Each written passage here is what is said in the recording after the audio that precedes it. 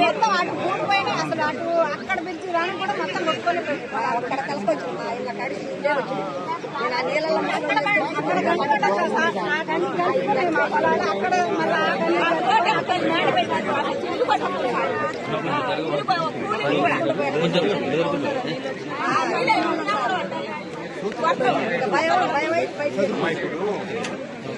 KCR BRS party ఎమ్మెల్యేలు ఎన్ని ఎకరాలు నష్టమని ఆ పొలం పనికిరాదు. అది మొత్తం మళ్ళీ చేయాలంటే చాలా కష్టం. కనీసం ఎకరాలకు 50,000 రూపాయలు సాయం చేసి ఇసుక మీద పెట్టిన క్లియర్ చేసుకోవడానికి రైతులకు సాయం చేయాలని చెప్పి అసెంబ్లీలో మాట్లాడి ప్రభుత్వాన్ని చెప్పడం కోసం చూసి వాస్తవ పరిస్థితి అంచనా వేయడానికి మేము వచ్చాము. మీరు చెప్పిన మాటలన్నీ కూడా వింటాము. ఖమ్మం దాకా వెళ్తున్నాము. మధ్యలో ఇక్కడ కూడా ముందు కూడా దిగిపోయింది. అది కూడా చూస్తాము.